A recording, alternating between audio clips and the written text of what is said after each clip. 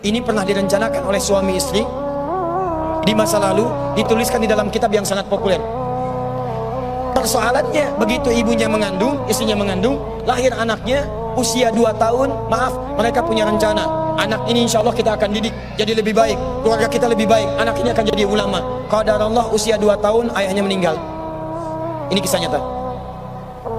Ibunya ingat, saya tetap pertahankan untuk berubah jadi lebih baik, walaupun ayah tidak ada, saya single parent, saya rawat anak ini sebaik-baik.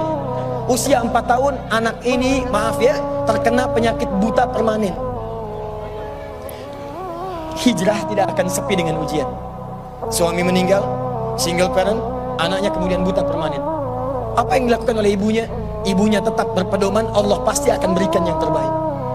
Anak ini kemudian terus didoakan, bangkit di malam hari, perbanyak kemudian tingkatkan ibadah. Ingat ya rumus ini, orang tua yang rajin ibadah maka boleh jadi kebaikannya akan diturunkan pada anaknya. Ibunya yang berdoa, anaknya yang mendapatkan bagiannya. Matanya buta tapi diganti oleh Allah dengan ingatan yang luar biasa.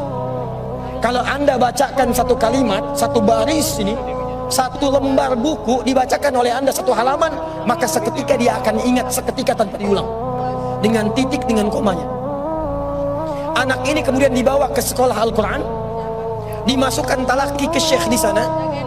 Syekh di situ kemudian membacakan pada saat itu surat Qaf, surah ke-50. Qaf dibacakan sampai akhir ayatnya.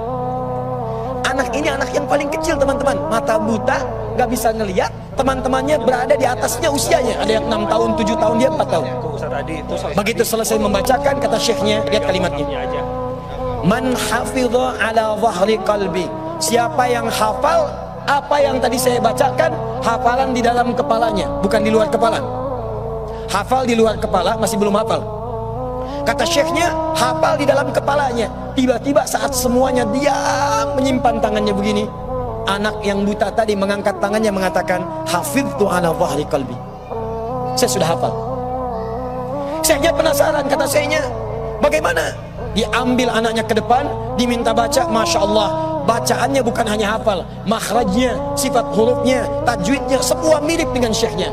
Kata syekhnya, minal an tadrusul hadis, dari sejak sekarang ananda mesti belajar hadis. Pulang ke rumahnya, diantar oleh asisten rumah tangga ibu tadi.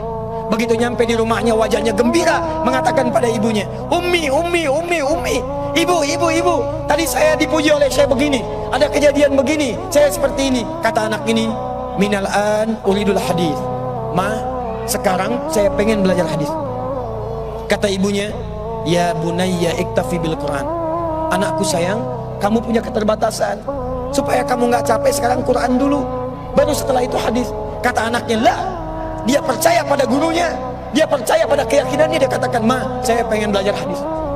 Dia tinggalkan ibunya sambil meraba jalan begini ke kamarnya. Perhatikan baik-baik, begitu ibunya melihat, ingat kemudian dengan suaminya, ingat tentang rencana mereka, ingat tentang mereka punya rencana masuk surga bersama-sama. Teman-teman, ibunya langsung masuk ke dalam kamar, dia bentangkan sajadahnya di mihrabnya, dia salat 2 rakaat, dia bermohon kepada Allah. Saat sujud itulah dia tumpahkan segala keinginannya. Perhatikan kalimatnya. Rahasianya ada di Quran surah ke-17 ayat 110 sampai dengan 111, paling kanan sebelah atas. Ya Allah yal basir, yalladzi ala kulli syai'in qadir, a'id basirat ibni. Saya mau akhiri. Ketika tumpah air matanya, dia katakan, ya Allah yang maha melihat, mohon kembalikan penglihatan anak saya. Yal basir, yalladzi ala kulli syai'in qadir, a'id basirat ibni. Begitu mengatakan kalimat itu, capek ketiduran.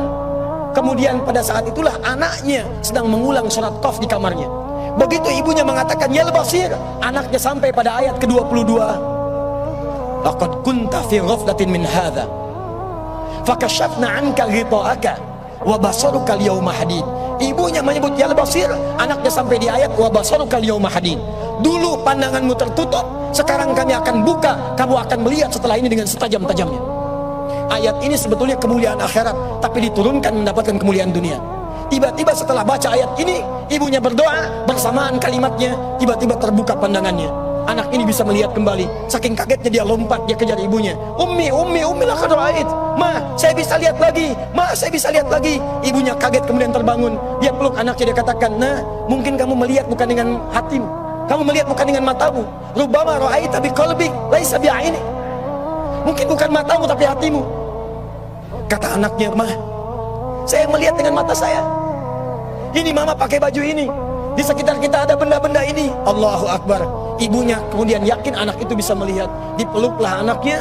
Keduanya kemudian menangis. Dan ibunya sejak saat itu yakin bahwa anak ini punya kemuliaan besar di masa depan. Maka disekolahkanlah kemudian tempat-tempat terbaik. Belajar hadis terbaik. Diingat segalanya. Cepat luar biasa. Anak ini kemudian dikenal dengan luar biasa di masa depan. Nama anak ini adalah Muhammad. Bapaknya yang meninggal namanya Ismail.